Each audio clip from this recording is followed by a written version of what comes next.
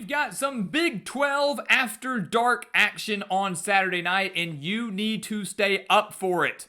Number 17 Cincinnati at number 24 Utah in a game that has massive Big 12 title implications. Will the Bearcats continue their surprising run, or will Utah hand Cincinnati their first conference loss and keep their conference title and playoff hopes alive? That's what we're here to talk about today. So welcome back to the Gridiron Expert, guys. So glad you could join us. As always, please continue to like, comment, subscribe, share our videos. Check out everything down in the description below. That includes our expert picks over on thegridironexpert.com. Again, some of the best college football and NFL picks in the entire country. Over 58% in college, over 59% in NFL. Great start to the year. Even though we're entering November, we're off to a fantastic start. We're having a fantastic season, and we want you to take advantage of that with us today as a member of our GE Nation. So, before we dive into the stats, before we dive into the teams, let's take a look at the standings, right? Cincinnati has been unbelievable. I think it has greatly exceeded expectations. I mean, this is a team that can win the Big 12 championship, that could play for a spot in the college football playoff. No one really thought that to be the case back in the preseason. The Bearcats are 7-1. They've won 7 straight games. Lost in the final seconds to Nebraska at a neutral site in the season opener. Have not lost since. They're 5-0 in conference play. Utah is 6-2, 3-2 in conference play. A loss here for Utah pretty much eliminates them from everything, but a win keeps them very much alive, hands Cincinnati their first conference loss, creates some chaos atop the Big 12 standings. And obviously Utah's going to need some help from other teams because they've lost to BYU, they lost to Texas Tech, both of which are above them in the standings and legitimate contenders. Houston's now in the mix. So it's an interesting scenario. If Utah finds a way to win this game, it'll make for a very fun race and fun finish in the Big 12 over the final few weeks. But let's go ahead and get into it. I mean, this game is massive. No one thought it would be, 2 months ago, but here we are. Cincinnati. Look, this offense, they're not really flashy by any means, but man, are they balanced and are they efficient. They're averaging over 38 points per game, 242 through the air, nearly 200 on the ground. And Brendan Sorsby, can't say enough about him, right? I'm glad we're getting to talk more about Cincinnati here. Listen to these stats here. He's thrown for over 1,800 yards, 19 touchdowns, 1 interception, rushed for over 400 yards, and 7 touchdowns. Now, I said 19 touchdowns and 1 interception. Do you know when that interception happened? It was on the final drive for them against Nebraska in the season opener. Cincinnati was driving, a chance to tie, a chance to win, throws that interception. He has not thrown one since. So 7 straight games for Brendan Sorsby. He has thrown 19 touchdowns, no interceptions, and again, has over 400 rushing yards, 7 touchdowns. I mean, it's unbelievable what he's doing. Talk about efficiency. Talk about taking a big leap from last year. I'm very, very impressed with him. And then you look at Cincinnati the rest of the way. They got 3 players, including Sorsby, that have rushed for at least 400 yards. They're sharing the ball perfect. I mean, great. I mean, there's not one true do-it-all player. Sorsby's doing it. Evan Pryor leads the way rushing with 478 rushing yards. Tawee Walker has 466. Sorsby has 425. So there's a 63-yard difference between their quarterback and then their leading rusher. 4 different players have at least 300 reception yards, led by Cyrus Allen, who has 8 touchdowns. This is a complete Cincinnati team, an unselfish Cincinnati team that, as we mentioned, is efficient, is balanced. Are they the flashiest? Are they the fastest? No, but they're good. Utah is certainly going to provide a unique test. This is only the 3rd road game of the season for Cincinnati. Their other road games were Kansas and Oklahoma State, so Utah and Salt Lake City obviously going to be the toughest team I think they've faced all year, the toughest environment they've faced all year, but with an offense like that, they absolutely have a chance to win. Utah, a lot of questions right now. Will Devin Dampier play? That's the million-dollar question. He did not play last week against Colorado, although I'm convinced that they could have had a second grader playing quarterback and Utah would have been just fine. The Utes dominated Colorado 53-7, outgaining the Buffaloes 587 to 149. Had 422 rushing yards on the day. Their backup quarterback, Bird Ficklin, had 151 rushing yards and a touchdown. It was unbelievable. So, I say all of that because Ficklin showed he could do it. Obviously, Colorado, nowhere near Cincinnati. Cincinnati light years ahead of Colorado, absolutely. Going to provide a much tougher test than Colorado. But if Devin Dampier's back, that's huge because Dampier, we know how great of a passer he's been, how much he's improved. We know how dangerous of a runner he's going to be. But if they don't go with him, if he can't go, whatever he is, and for the record, I think he probably will. At the time of this video, I expect him to play. Ficklin has shown that he can handle it, and has shown he can be very dangerous on the ground, just like Dampier can be. Although I do think he's going to have to throw a little bit more against Cincinnati if they want to win this game. But overall, Utah's a team that wants to run the football. Not just with their running backs, or with their quarterbacks, but with their running backs. They're 5th in the nation, averaging 267 rushing yards per game. Wayshawn Parker has over 500 yards already on the season. Dampier right behind them with 442 yards. The Utes, bread and butter, the Utes strategy for pretty much every game they play is establish the run.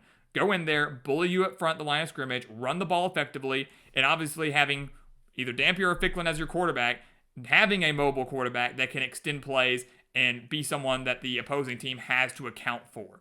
Not a guy that's just strictly a pocket passer. That's a huge, huge thing for Utah and what makes their offense so different and so dynamic.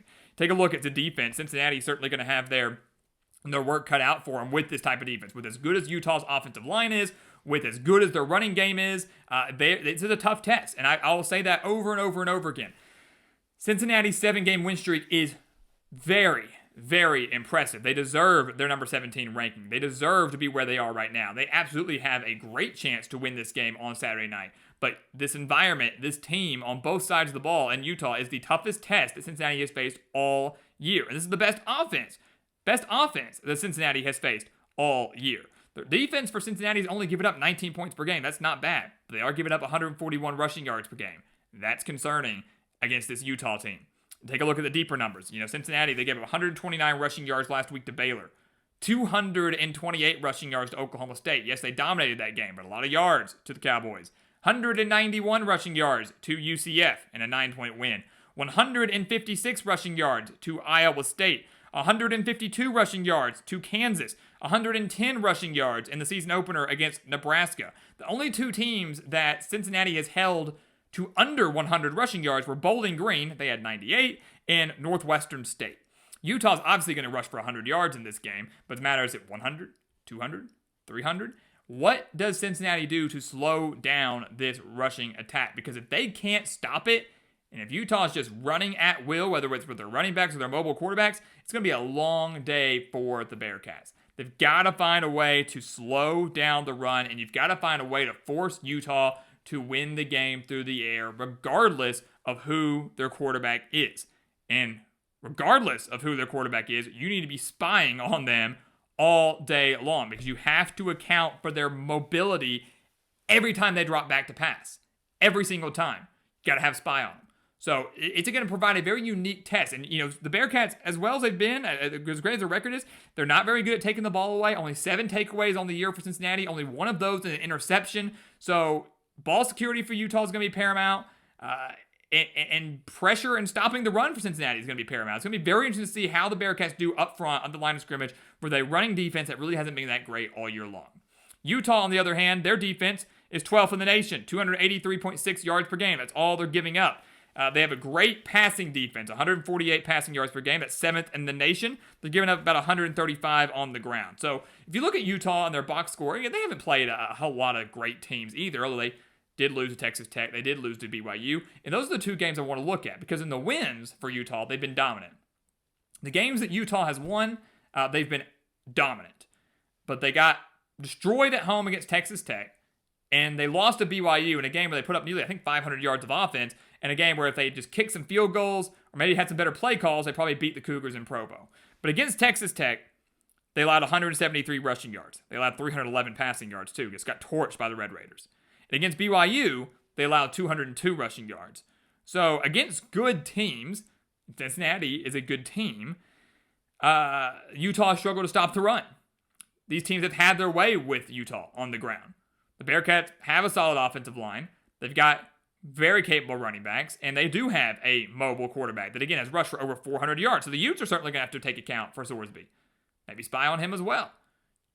And I think you can make the argument that, especially over the last 7 games, Sorsby is a better passer than whoever starts for Utah, whether it's Dampier or whether it's Ficklin. So if you're Utah, you've got to find a way to, number one, shut down the run, right? And make this a pass-only game because your secondary has been phenomenal. Really, 7th-ranked passing defense in the nation. So you've got to find a way to slow down the running game for Cincinnati. 3 different players, 400 rushing yards. Contain Brendan Sorsby to the pocket and say, hey, you haven't thrown a pick since week 1.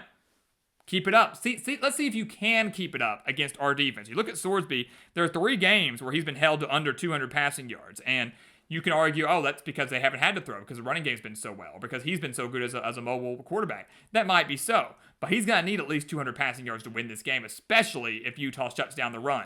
And I expect them to do that. I expect Kyle Whittingham to pretty much say, come on the road, Sorsby, and beat us through the air. Can you do it?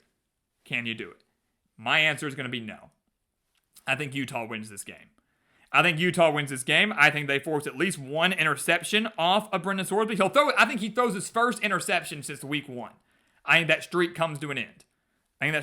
That's how good I believe this Utah defense to be. I mean, I know it was just Colorado, but I was amazed with what I saw last week. I've been amazed with what they can do typically at home, with the exception of that Texas Tech game.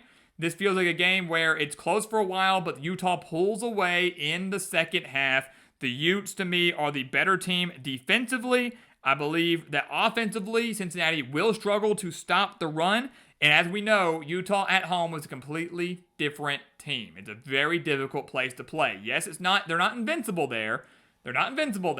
But Cincinnati is not the team that I think can come into Salt Lake City and walk away with a win. So, yes, Devin Dampier, his status will certainly affect maybe how this game goes entirely, but whether he starts, whether he doesn't, I do have faith in Utah to walk away with the win on Saturday night. The Utes hand Cincy their first conference loss of the season, and they create some more chaos in what's going to be a wild Big 12 finish in the final month of the season.